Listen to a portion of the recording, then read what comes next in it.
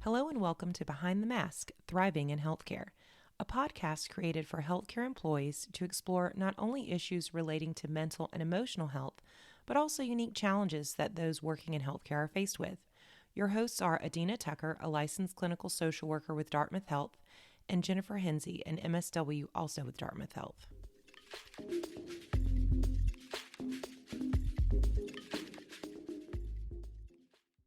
Hello. This episode, we are going to be talking about tips for talking with your teen. Today, we have with us Pam Bertolino, and she has been an LICSW for the last 35 years. She has worked with families and teens in private practice, community mental health, and also on inpatient psych units. And she is the mother of 2 daughters. So, thank you for joining us, Pam. We're super excited to talk to you today. Thanks for having me. I'm excited to talk to you too. I love your podcasts. Thanks, Pam. Thanks. And I live with 3 teenagers, so I'm excited to get your guidance on some of this stuff because I am having a hard time lately with some of their stuff. Jennifer, do you want to ask a question first?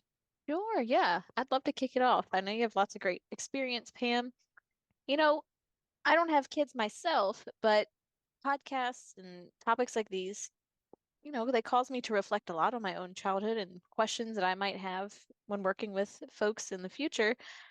And so I was curious, for parents who have built a history with their kids of only talking to them when their kids are in trouble, how can parents help diffuse that kind of tension or maybe the apprehension that their teen might feel when their mom or dad approaches them for a talk?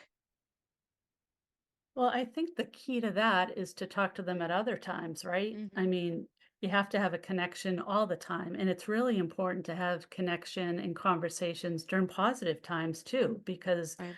if you're just talking to them about discipline or what they did wrong, Mm. they're really not going to hear you because they don't have the opposite of it, right? So there's no relationship with which to build upon that. Mm. So if you're just always yelling at them or saying, "Oh, you did that wrong," or whatever, we need to talk about you being grounded. It doesn't really feel like a relationship that's two ways. And I think what kids need and what teens need is to really feel respected and as people. Mm-hmm. So the way to do that is to have a relationship all the time and just not at the times when they're in trouble. Oh, that makes a lot of sense. That's great. Thank you. I have a question kind of piggybacking off of that. So I went through a period with my now 16-year-old where he was just, real angry about everything. And I would try to connect with him, but when I would ask him questions or try to, and not even like how was your school day, but just about things I knew he was interested in, all he would give me was one word answers if he answered at all. So it was really hard to get him to engage with me.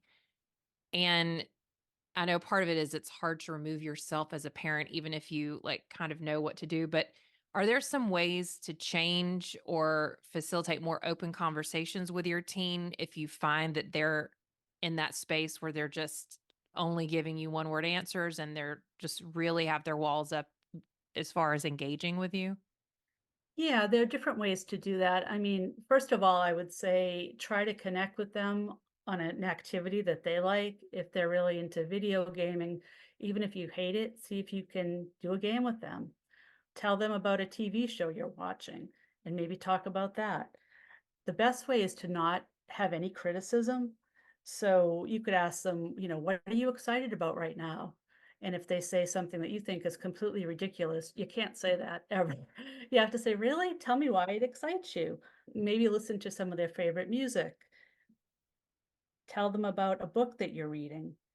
Things like that, I think are ways. And then there are also, specific questions like, you've probably heard this before.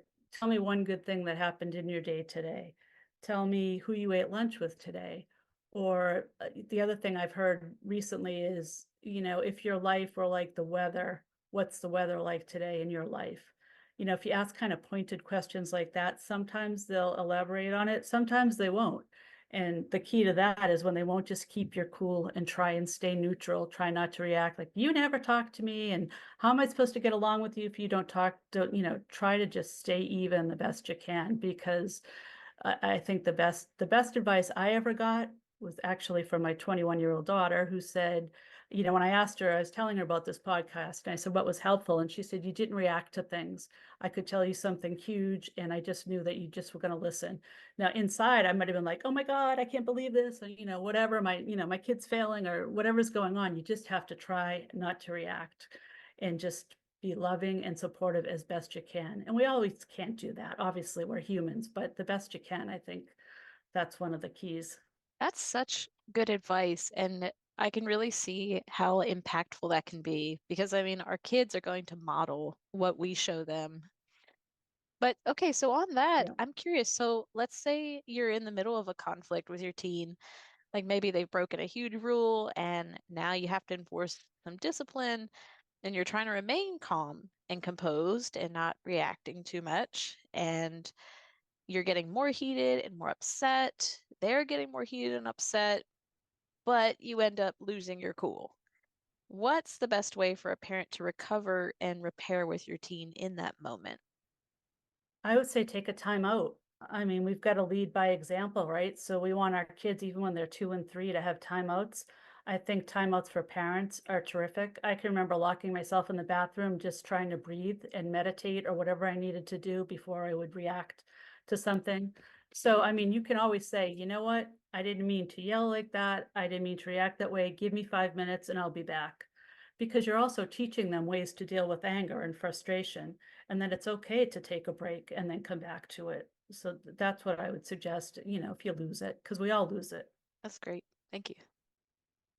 I feel like something that I've encountered a lot in just not from me, but from someone else that has to deal with my teens on a regular basis is a frustration. And I feel like I've heard it from other parents around, well, they need to respect me. They need to respect me. And I feel like with teens, it seems like even more so than younger children, that can become an issue because sometimes I feel like to me, it seems like the teenager doesn't feel very respected. And so it's kind of a two-way street. So if you've gotten yourself into a dynamic where you are constantly being disrespected by your teen, do you feel like it's necessary to maybe do some self-reflection as to your own behavior, or what are some things that could be done to improve that dynamic? Because I feel like a lot of times our children, even our teenagers, do react to what we put out there.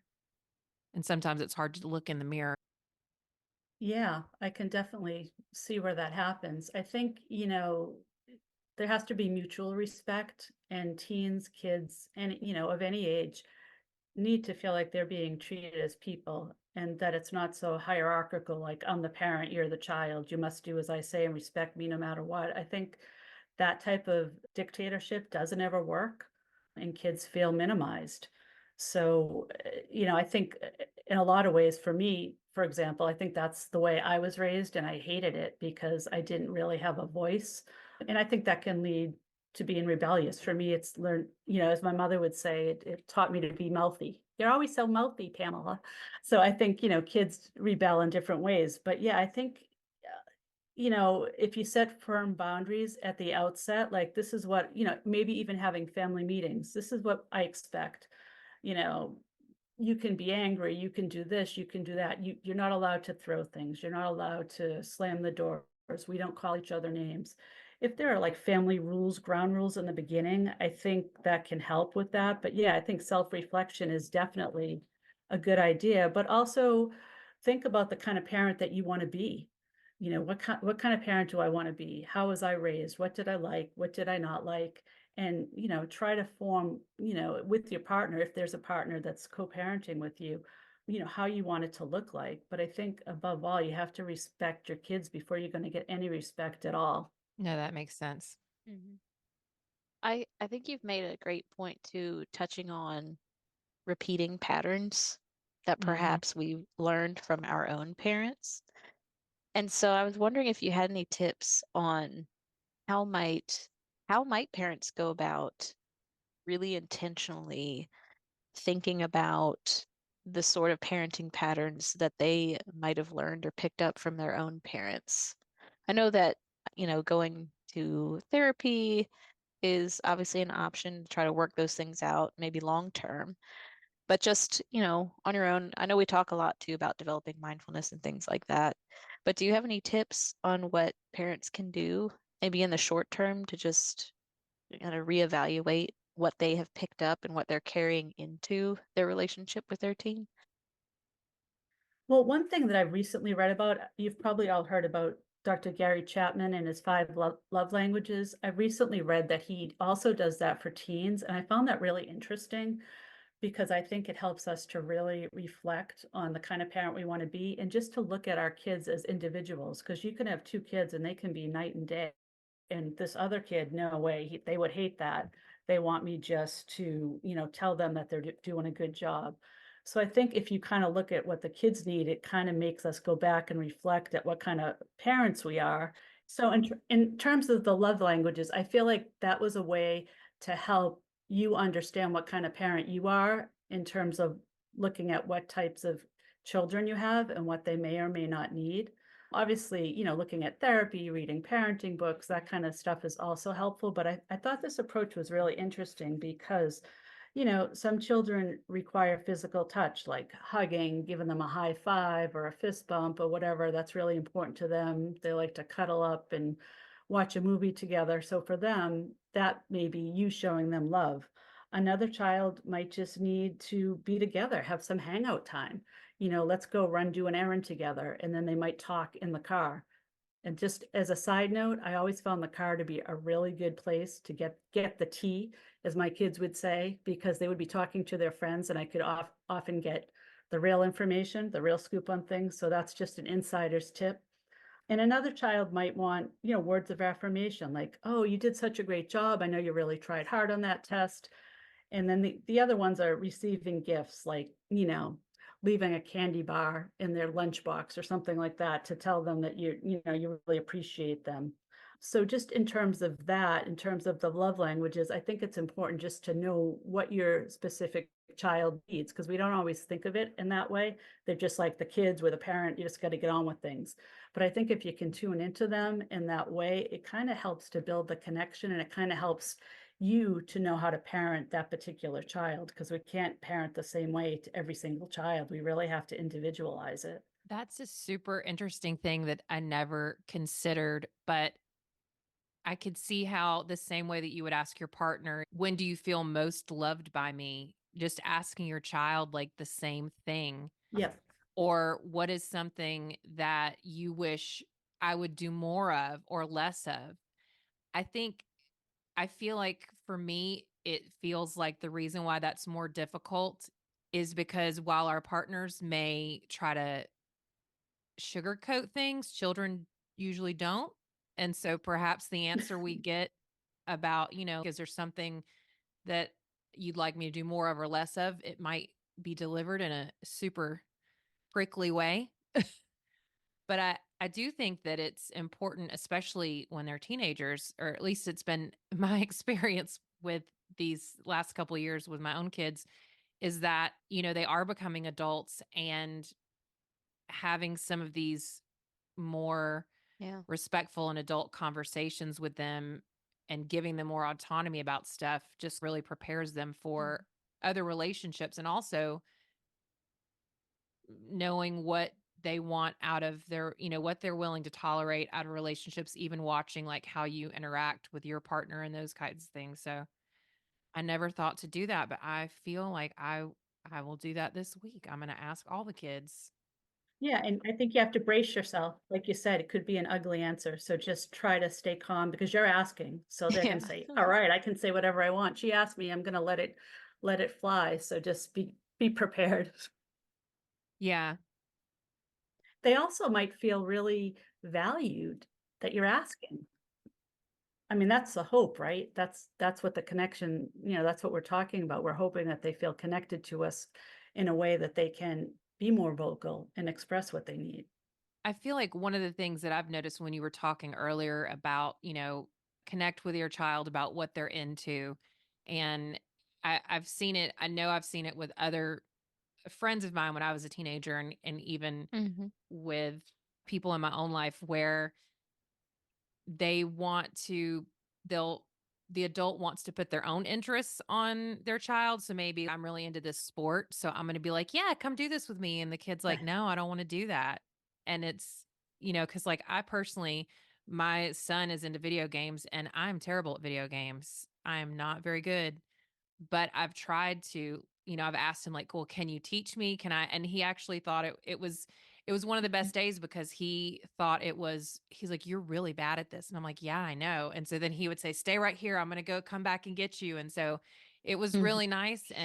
But I feel like, it's not always necessarily the thing you want to do, but it really does show your child that, I want to know more about you and what you're into. And I do think it can really help.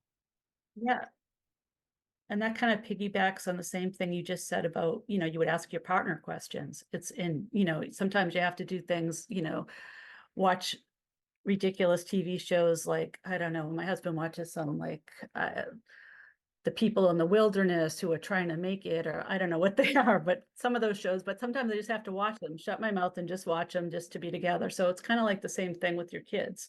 So I think that was a good comparison you made, Adina. Hmm. Yeah. And it kind of reminds me of that phrase of meeting people where they're at, Yeah. right? And I think for kids especially, they're often, whether it's parents or culture or school, classmates, peers, there's a lot of projecting onto and what you ought to be and what you should be doing, right? And all these things.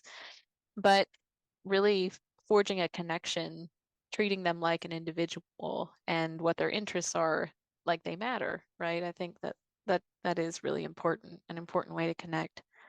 And I was thinking too about, you know, healthy physical connection, healthy physical touch for teenagers specifically from parents. I know that it's really easy to, pick up and hug a toddler because they want that attention, right? They'll hug back. They like being cuddled. But as kids grow up, become teenagers, it might start to feel awkward, right? There's lots of different things going on. But even for parents, it might feel a little awkward or odd or even perceiving rejection from their teenagers. Oh, like they don't want me to do this. But I was wondering if you can talk about why, for teenagers and their development in particular, is healthy physical touch from parents still really important? Well, I think it really depends on the teenager. I think it's important, in general, because if we've done it their whole life and all of a sudden we stop, then what's the message we're giving them? Oh, you're weird now. Something's wrong with you. I don't find you lovable. I mean, there are all kinds of ways that they could interpret that. So I think that's probably the most important thing. But then also, you have to kind of gauge it by your particular teenager and what they need. So if you are someone that always hugs them before bed and they all of a sudden say, "Ooh, don't do that," I think you have to pay attention to that. And then maybe have a conversation about it. Really, I've always done that. What about that makes you feel weird? I don't know, just get away from me, or whatever they might say.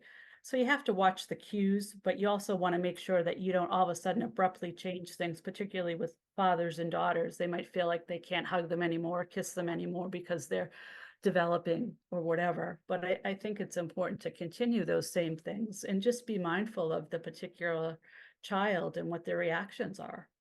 That's great. I know I've started asking, "May I give you a hug?" Because that was one of the Yeah. things Yep. growing up that, or not growing up, but early on, a lot of my previous work was around like sexual abuse and that kind of stuff. So we had a whole list of things that I would go through about like body rules and like your body is yours and you get to decide if you don't want to hug grandma. I don't care if you haven't seen her in 2 years, you don't have to. And the same thing with me. So Yeah. as Yep. I've always asked for hugs, but especially now that they're older, I'll ask, "Is it okay if I give you a hug?" But when you were talking about the Hmm. daughters, because I remember, and it's something I've kind of noticed because we have two teenage daughters, that there is a different shift between the dads and the daughters. And I remember feeling like certain things were like, ugh, when I was in that stage as well. And is there anything that like dads can do in terms of like maybe things they should, if they've always talked about like one thing I've noticed is that like our girls get very aggravated if there's any comments made about a woman's appearance or anything like that. So, Yep. and I remember feeling that way as well. So I'm just wondering if there are things in that arena as far as things for dads to be aware of as their daughters are maturing that maybe they should kind of change, just the things they're saying or how they interact or be more mindful of it. Yeah, I think they should not say anything for about 5 years based on my own experience, and it That's what yeah. I s I mean, my husband in particular is a big jokester, so he would joke about stuff like that, and I would always have to try like, I could see the look on my either daughter's face, like, "Oh god, I can't believe you said that." So, yeah, they do have to change things. They can't tease them about, like, or for example, "You look like a girl the way you throw that," or just any kind of, like, thing that might not seem like a big deal, they have to be really careful about, and particularly about women's bodies, like if they're watching a TV show and a woman, appears and she's a model or whatever, they can't even say things like, "Oh, she's hot," or "She's beautiful," or whatever, because it just really grosses girls out. And again, you just Mm, have to kind of tune in to your particular child. There might be other kids that don't pay any attention to that, but both of my children who are girls really paid attention to that kind of stuff. And I really had to help my husband kind of revamp the way he said things and did things. And I would say things like, you can tell me later and we can talk about it, but just don't say anything right now. Or we'd have certain signals, like if he was about to say something, I could like hit him and, elbow him or something, like, don't do that. And he would do the same thing because obviously I didn't do everything right either. But if you can have, ways as parents to communicate or partners to communicate, if you can see that your kid is starting to feel very uncomfortable about things. Yeah, I think before Christmas, we were watching something and the comment was, "Oh, I really like her hair." And they just flipped out. And I was like, "You can't Yeah. say anything anymore." It creeps them Ever. out, and Yeah. I know it doesn't make any sense, and I know it makes you feel weird, but you have to stop talking. Yep. Exactly. Yeah. And they don't get it. No, Like, and and I think it's one of those hmm things, and I don't know, not to go too much into this, but I don't know if it's because of just the way women have to move in the world versus men, and we have to consider so many more things because of mhm, just, society and whatever. And I feel like men don't necessarily have to do that. They can just say mhm. whatever and do whatever, and they don't have to consider like a laundry list of things. Whereas as women, we Yeah. have to pay attention to, well, was there a shift in this? Or like, is this safe or whatever? And I feel Mhm, like because of that, like, I mhm, expect that these children are going to change in terms of something was okay yesterday is not okay today. Or, it's the same thing with favorite foods. It's like mhm, they've eaten the same thing for 3 years and now all of a sudden they hate that and they never want it again. And you had no idea. And now you're making it for dinner. So I feel like it's mhm. those, like, I kind of expect those things, but I feel like for dads, it seems like maybe they're not as expecting. They're expecting like, oh, this is always going to be this little child who behaves this way and they're into this thing Mm. and they're not anymore because they're teenagers and they're growing up. yeah. For girls in particular, they're so cute and loving at like Yeah. 6, 7, Mm, 8, and then it kind of switches to that preteen thing, and they're just not the same kid. And I think fathers, and mothers can feel hurt because they lost their little girl or their little boy or whoever it is. Yeah, it's definitely hard, especially I feel like with Facebook flashbacks and like your child has just said something and you're like, "Oh my gosh." And then you look and it's just like these little puffy faced kid pictures. And I'm like, where did that kid go? But it's like constantly meeting a Yeah, new person. I feel like over a course of a certain it number of is. years and kind of figuring out, well, how can I fit in with this version of this person in their life and all of that. This is really good. Oh, I was going to ask too, because, teens can be very moody and irritable because of the hormones and mm, all the things. Is there a threshold for moody and irritable where you would maybe have them evaluated for something else like depression, or where you would maybe say like this is above and beyond and I should be concerned at this point? Yeah, I would say sudden changes in mood and irritability. So if it's been gradual and, you can notice that it's just starting, it's the adolescence process and that kind of stuff. And they're just, maybe for girls in particular, moody around their cycle, things like that. I think that's sort of within the realm of normal. But if there are sudden mood changes and their grades drop and they're hanging out with different kids, and their behavior seems completely different, then yeah, I would be kind of worried then. I would consider, is there any kind of drug use? Is there depression? Is there anxiety? All of those things. At that point, I think if it's really dramatic and you're not able to talk to them about it, I would consider getting it checked out. Or even, you could start with your pediatrician, because sometimes kids have relationships with their pediatricians and will be a little bit more open with them. And it's a little bit more acceptable than saying, I want you to go to therapy. If the pediatrician says, oh, I have this person who's a counselor and they may be easy to talk to and whatever, then it's somehow more acceptable. But yeah, just to repeat, any kind of sudden changes are the things that I would be most worried about. Well, this was all super helpful. I know for me personally, I've taken some things away that I'm going to implement this week or try this week to connect with my 3 teens. And Pam, thank you so much for joining us. This has been super awesome. And we are going to invite Pam back in the next couple of weeks to talk about social media and bullying and how you can handle that as a parent. And thank you everyone for listening. Thank you for joining us this week. As always, if you'd like more information and support, please check out our site at dartmouth-health.cobalt.care for additional content, connection to resources, support groups that you can sign up to attend, or to connect to one of our clinicians for counseling, psychotherapy, or medication evaluation. We appreciate you listening and hope you have a wonderful week.